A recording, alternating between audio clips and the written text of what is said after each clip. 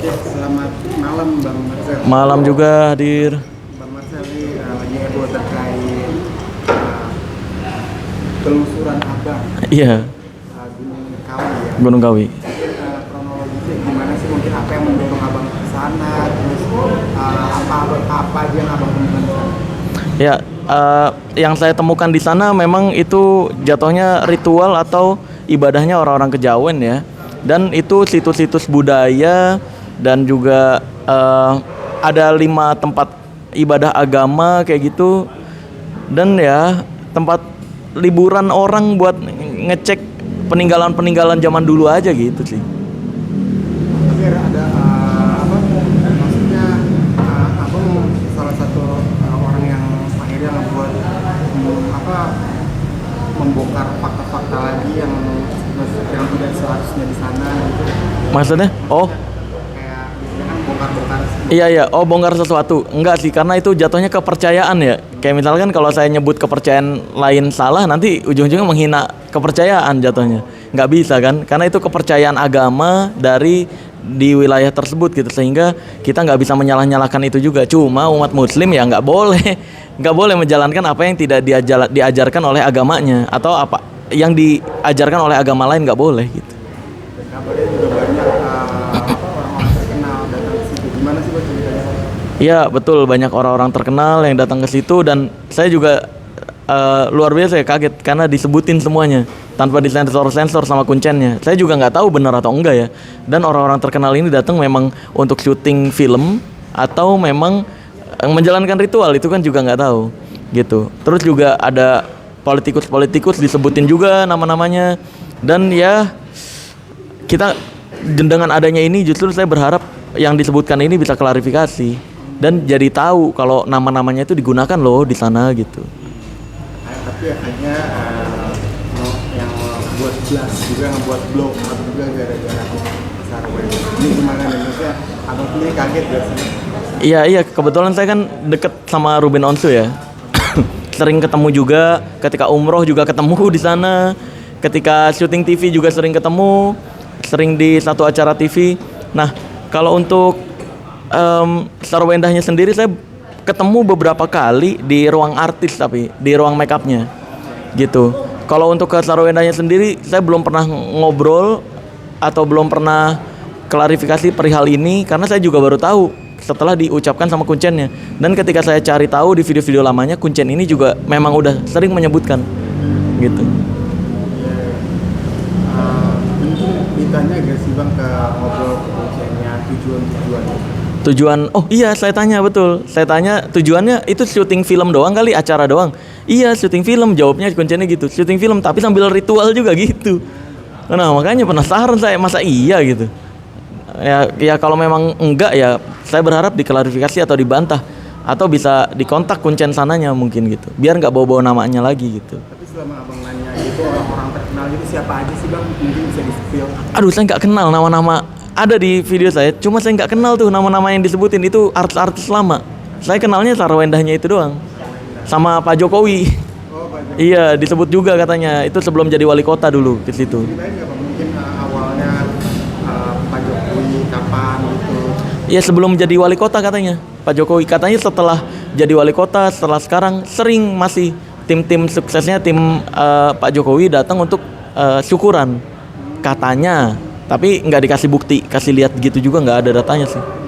Nggak tahu benar atau enggak ya. Iya, ngomong doang. Entah itu bahan jualannya atau gimana, saya juga nggak tahu. Kalau untuk Sarwendah sendiri ada nggak sih dokumentasinya, apa cuma ngomong doang? Nggak ada, cuma ngomong doang sih. Yang ada dokumentasi kayak beras, bagi-bagi beras yang baru-baru ini doang. Bagi-bagi beras dari bos BCA katanya di situ. Bos BCA. Iya, katanya bos BCA dulu ke situ katanya. Terus sekarang karena bos utamanya udah meninggal, ini anak-anak keturunannya yang masih suka bersyukuran di situ. Gitu. Ngasih beras 1 ton gitu katanya. Terus ada yang motong sapi pengusaha lain ke situ gitu. Bang, cerita dong abang waktu di sana ngapain aja? Ada ikut ritual juga gak Bang? Enggak. Saya nggak percaya, kan saya Islam ya, nggak boleh menjalani ritual kepercayaan agama lain kayak gitu. Nah, kalau saya di sana memang explore tempatnya di keraton itu apa, terus di hutannya juga itu ada apa aja. pantangan-pantangan saya lakukan di hutannya. Terus juga saya ke Jawa Timur ke tempatnya Nyi Roro Kidul juga, nanti akan tayang juga ke tempat bersemayamnya Nyi Roro Kidul gitu.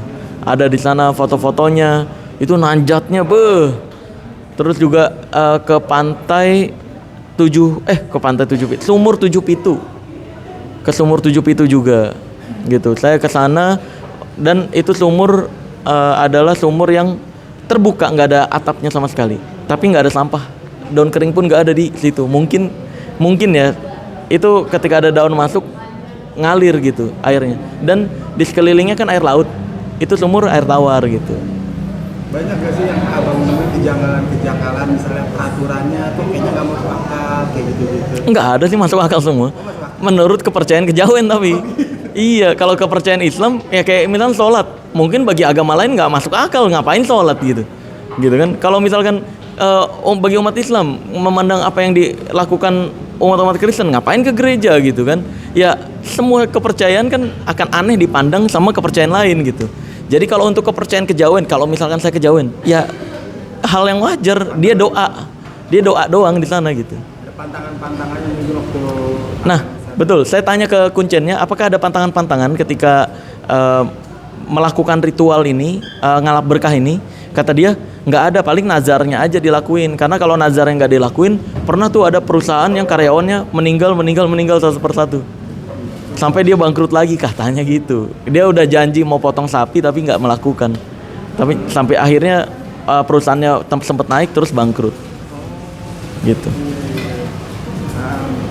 Kalau abang tadi nggak melakukan itu ya, enggak menjalankan ritual juga ngapain. Saya kalau mau doa minta doain sama istri saya, mendingan minta doain sama ibu saya, lebih mustajab. Mau duelan cepet-cepetan terkabulnya doa juga ayo gitu. Saya lebih percaya agama saya lah daripada kejawen, daripada agama-agama lain juga gitu. Kayak abang maksudnya waktu di sana gitu ada gak sih kayak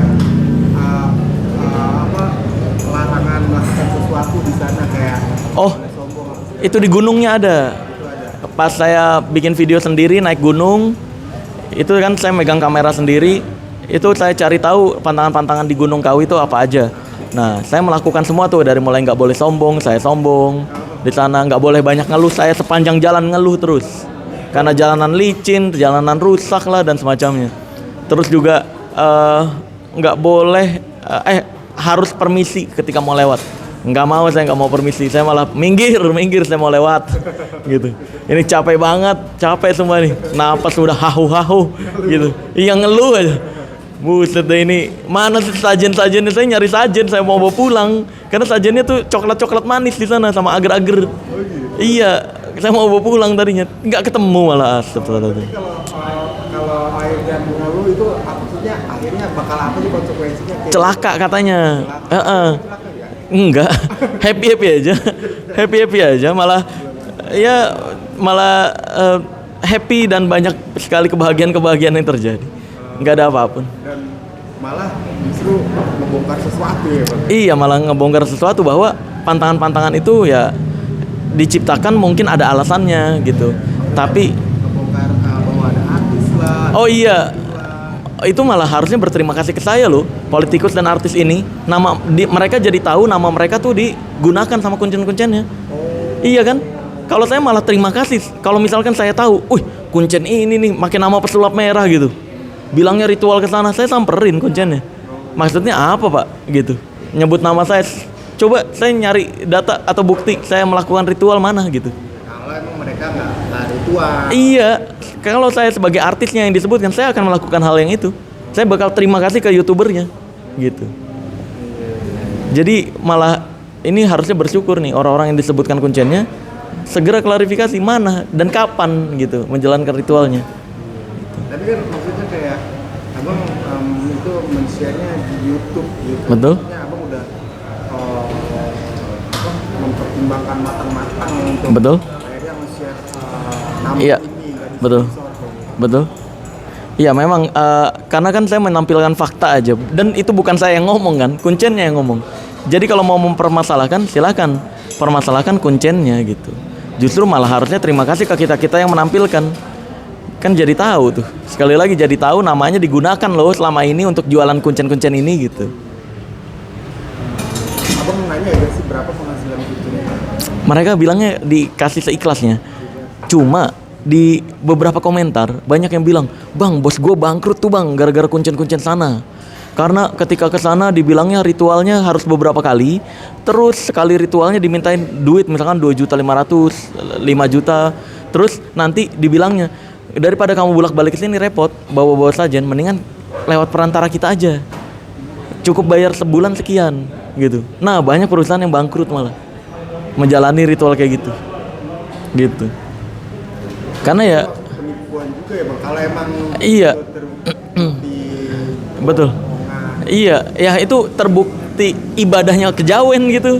Ya kalau kamu Islam menjalankan ibadah Islam aja, ngapain ibadah kejawen nih dijalankan? Ibadah Islam kan banyak gitu. Untuk menjalankan mendapat berkah kayak kamu ngadain Jumat berkah gitu. kalian berapa ratus juta udah? Oh nggak tahu, nggak detail. Nggak tahu. Banyak komentar, banyak yang bangkrut, banyak yang udah coba. Ada yang sempat coba ritual di sana tapi nggak berefek apapun. Itu sebenarnya itu kayak itu ya bang, kayak Apa? adiktif ya, kayak adiktif ya mereka ya, kayak kita Bukan. main judol maksudnya ini Oh kita iya, main judol terus. sebenarnya gitu. Jadi untung-untungan. Jadi yang kebetulan hidupnya jadi kaya, memang ditakdirkan kaya ya. Memang rezekinya bagus aja gitu. Dia ngerasa, "Wih, ini gara-gara pesugihan Gunung Kawi ini pasti gitu." Tapi kalau orang-orang yang gagal, yang bangkrut, mereka diem-diem aja karena malu. Iya kan? Nah, ini sama penyakitnya sama seperti dukun-dukun. Dukun-dukun pengobat tradisional yang nggak bisa apa-apa, yang nggak ngerti apa-apa, mereka pasiennya ada 100 misalkan, yang sembuh cuma 2. Kira-kira yang 98-nya bakal keluar-keluar gak? Dia nggak sembuh? Enggak, yang 2-nya bakal keluar-keluar. Saya kemarin berobat itu sembuh loh. Akhirnya terpercaya tuh bahwa seolah-olah sembuh. Yang 98-nya yang nggak sembuh, bilangnya apa? Ah, nggak cocok aja kali. Coba cari yang tempat lain. Rumah sakit malah ini. Iya, makanya rumah sakit di skip tuh malah, ya kan? Nah begitupun pesugihan-pesugihan kayak gini, yang berhasil keluar-keluar, yang gagal diem, karena malu udah ngejalanin gitu kagak berhasil lagi gitu, gitu. Abang kan udah bertahun-tahun nih bang, Iya, bongkar mistik-mistikan, perdukunan betul. ngerasa kayak Apa? rumput gak sih, akhirnya nunggu lagi nunggu. Iya, iya, sejujurnya iya. Karena kayak Samsudin ketika udah di penjara, bebas dari penjara, masih aja ada yang percaya. Dimas Kanjeng udah nyampe di penjara, bebas penjara, masih aja ada yang percaya. Terus siapa Guntur Bumi dulu kayak gitu juga, udah di penjara, udah korban cabulnya ada, keluar dari penjara, ada lagi yang percaya. Jadi, aduh, kayaknya nggak habis-habis. Sebenarnya capek, lelah ya kalau kita berharapnya menyadarkan orang. Tapi kan tujuan saya, yang penting saya bertanggung jawab atas apa yang saya ketahui. Tugas saya menyampaikan doang. Mau orang-orang ini balik lagi ke percaya ke kebodohan semacam itu, ya tanggung jawab masing-masing. Yang penting saya sudah menyampaikan, gitu. Tapi abang tetap kedepannya masih mau terus untuk Betul, betul. Karena amar ma'ruf itu banyak yang melakukan hal baik kan banyak. Kayak berbagi kan, konten-konten berbagi udah banyak. Tapi yang nahi mungkar kan nggak ada. Kalau saya sampai melakukan berbagi doang, nahi mungkarnya nggak ada lagi, itu sama aja kayak kita nanam di padi, tapi hama tikusnya kita nggak atasin, padinya nggak bakal panen-panen. Jadi untuk menciptakan sebuah kebaikan, hamanya dulu tuntasin. Hama di Indonesia ini yang besar adalah percaya misik-misikan ini, percaya dukun-dukunan ini hama terbesar. Udah hama kita banyak tuh, pinjol juga hama, terus juga dukun-dukunan ini hama, judol juga hama. Jadi hama kita udah terlalu banyak, makanya saya serang-serangin semuanya tuh hama-hama di Indonesia, biar perkembangan Indonesia bisa membaik. Karena kan kita ngerasain di belakangan ini ekonomi lagi turun, usaha-usaha saya juga lagi turun gara-gara gejolak hama-hama ini. Makanya saya harus lebih getol lagi lah, gitu, untuk menuntaskan hama-hama ini. Tapi takut disantet gak sih bang? Enggak, saya bahkan menyatakan diri saya orang yang paling tahu tentang santet rahasianya tanpa terkecuali. Kalau ada orang yang pengetahuan santetnya lebih dari saya berani memberikan apapun yang dia minta. Rumah dan uang bulanan 25 juta kan per bulan. Kalau memang ada yang berani membuktikan atau bisa mengalahkan pengetahuan santet saya. Saya santet tuh bukan nggak percaya, tahu rahasianya, tahu bagaimana cara melakukannya, dan nggak ada yang pakai goib. Nggak ada yang pakai goib, Nggak. ada yang langsung dari jarak jauh bisa langsung. Apa? Yang dari jarak jauh langsung Dari jarak orangnya. kagak ada. Sampai saat ini tidak Oh ditemukan. iya, tambah bang mungkin kan tadi ya saya sempat nanya juga sih baru kan ada yang termasuk adat kalau yang Oh iya. Gunung Prui itu termasuk adat nggak bang? Adat yang akhirnya menjadi bagian dari Indonesia. Termasuk adat. Iya, Adat ya. termasuk adat dan kepercayaan orang dulu. Tapi sekali lagi, adat dan budaya itu tidak akan boleh mengalahkan apa yang agama kita percayai. Gitu. Kalau menyelisihi agama kita, ya nggak boleh dilakukan. Gitu. Jadi jangan sampai agama kita terkalahkan sama kepercayaan adat dan budaya atau kepercayaan nenek moyang sebutannya. Kalau masih selaras, masih tidak berbelok dari ajaran agama, ya masih boleh dilakukan. Tapi kalau berbelok dari ajaran agama, ya nggak boleh dilakukan lah gitu. Oke, terakhir bang, akan bang untuk Sarwenda bang, cepat-cepat klarifikasi atau seperti Ya untuk Kak Sarwenda sih saya sarankan cepat-cepat klarifikasi atau mungkin bisa kontak ke kuncennya, minta penjelasan kenapa bisa tercetus alasan itu. Sambil direkam videonya tuh. Penasaran saya juga, kok bisa tercetus kalau memang dia tidak melakukan ritualnya. Udah labrak langsung gitu harusnya. Gitu sih. Jadi bang.